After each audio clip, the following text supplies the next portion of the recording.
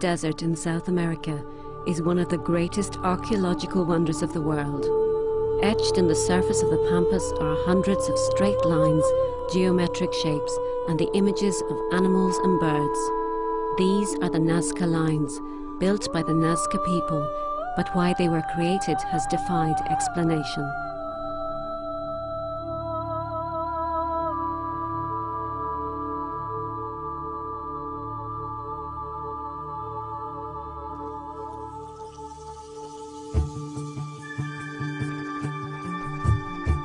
They were first spotted when commercial airlines began flying across the Peruvian desert in the 1920s. Passengers reported seeing mysterious primitive landing strips on the ground below.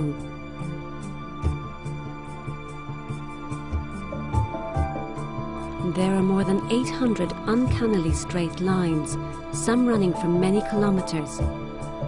There are spirals and other geometric shapes. Most remarkable is a desert zoo, a monkey with a curled tail, a spider, and a hummingbird. Since their discovery nearly 80 years ago, the Nazca lines have inspired fantastic explanations. Notoriously, the Austrian writer Erich von Daniken claimed that they were evidence that the Earth had been visited by extraterrestrials. The lines, he said, were runways for their spacecraft.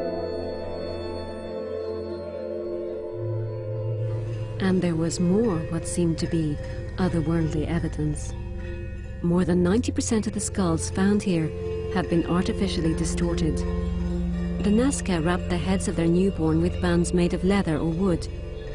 As a result, the still malleable skull grew upwards into these extraordinary alien-like shapes.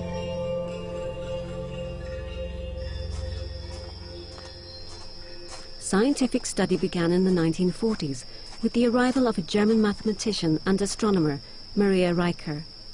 Reicher believed the lines were a sophisticated astronomical calendar. In 1965, astronomer Gerald Hawkins came to Nazca, fresh from investigating Stonehenge. He used computers to check Reicher's theory. Hawkins could find no connection at all between the lines and the stars. Astronomy was not the solution to the puzzle. But there is no mystery how the lines were made. The desert is covered with a layer of dark-colored stones. Beneath is a lighter-colored sediment. To create a line, the Nazca simply had to remove the stones on the surface in whatever patterns they wished. Similar designs had been found in Nazca cloth patterns, which were all woven from a single thread of llama wool. In a similar way, the pictures of animals created on the desert floor are all based on one line etched into the ground. It seems to have been the Nazca's proficiency as weavers that allowed them to execute pictures and designs on such a large scale. Weavers start with small designs, then scale them up on looms. The same technique could have been applied on the pampas. The line builders would have started with a sketch, and then enlarged the scale with pegs and markers.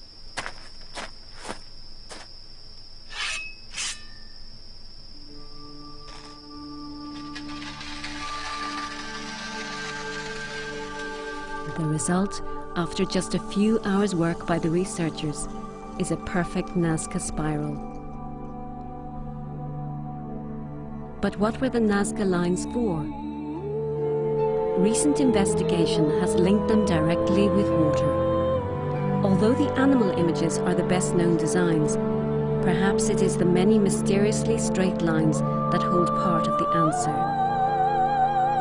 It has been shown that all but one of these lines start from star-like radial points, often marked by a low mound, and every one of those points bordered rivers and tributaries. They were sacred walkways.